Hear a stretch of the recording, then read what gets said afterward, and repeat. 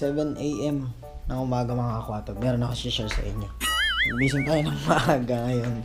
Papunta tayo ngayon ng UN Manila. Nagkuha ako ng NBI. Then mag-uniform tayo ng Joyride. Papunta tayo sa main office ng Joyride.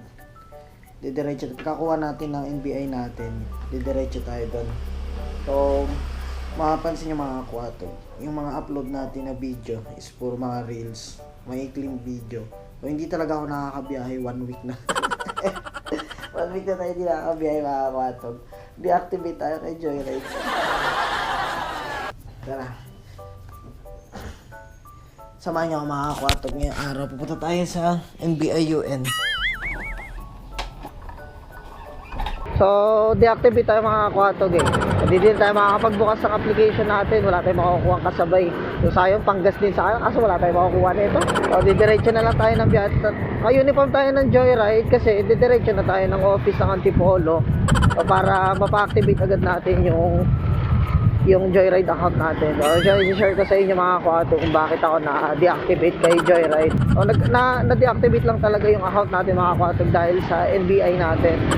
Nung nag-apply kasi ako, noong February last year, ang pinasa ko lang kay Joyride na NBI, yung resibo na kinuha natin. Then, nung na-activate na yung account natin kay Joyride, hindi ko na binalikan yung NBI ko. Then ngayon, so syempre naka 1 year na ako kay Joyride, pinatawag ako sa company. Doon nila sinabi sa akin na hanggang ngayon, hindi ko pa rin nabibigay yung NBI. Hindi kompleto yung requirements natin sa kanila. Okay? Hindi ni-activate tayo dito. Ang kulit kasi, kuha kasi ng biyahe, tapos kulang pala requirements. Magas muna tayo mga kakwatog. Full tank po, unleaded. Balik tayo ulit dun sa deactivation mga kakwatog. Pagkwentuhan natin ulit. Pero ang kagandahan lang nito mga kakwatog, yung violation ko, yun lang. NBI lang. Pero kahit sabihin na na-deactivate tayo kay Joyride, hindi ako nag-iiyakin sa Facebook page natin or sa vlog natin. Masalanan ko yun eh. Halos 1 year ako kay Joyride na nakabiyahe. Hindi ko man lang inasikaso yung NBI ko. So yun, deactivate tayo. Hindi natin kailangan maging iyakin sa Facebook. Natatawa kasi ako eh. Sorry guys ha. Sa mga kapwa MC Taxi ko, pati sa kapwa ko content creator, na yung mga na-deactivate kay Joyride. Natawa ko sa post nila, kesyo daw kay blue, kesyo kay pula. So, supportahan daw yung mga vlogger. So, ako, may mga camera din ako, mga kakwatog.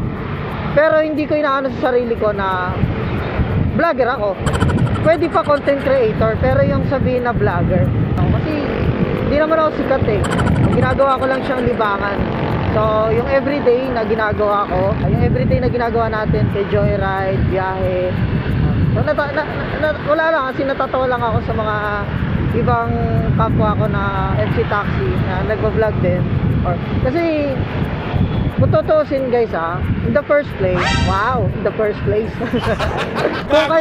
kung kayo MC Taxi rider or bumili kayo ng camera, choice nyo yan eh. Bumili kayo ng camera, hindi naman sinabi ni Joyride na okay, bumili ka ng camera, i-vlog mo yung yung company. Diba? Wala naman sinabi. Bumili ka ng camera mo kasi gusto mo mag-vlog, gusto mo gumawa ng content. Tapos ngayon na-deactivate ka kay Joyride, ngayon magre-reklamo ka. Nasasabihin mo, buti pa kay blue, buti pa kay pula, sinusuportahan yung mga vlogger. Parang tanga. Sir, magkano pong part? Chicken ka? May may sticker. Ticket.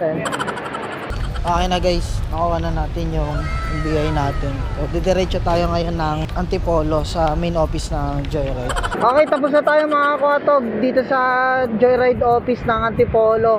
So, makakabiyahe na tayo ulit. Hindi lang tayo nakapag-update kanina kasi bawal magbukas ng camera or any picture or any video sa loob ng office ni Joyride. Okay na mga kakwatog, na-activate na ulit yung account natin. So, ngayon nabubuksan ko na siya. So makakapag-vlog na tayo ulit sa mga pasahero natin. Mangungulit na naman tayo mga pasahero natin mga kakwatog. Didiretso na ako ng uwi. So magkita-kita na lang tayo ulit mga kakwatog sa susunod na upload natin. So bye!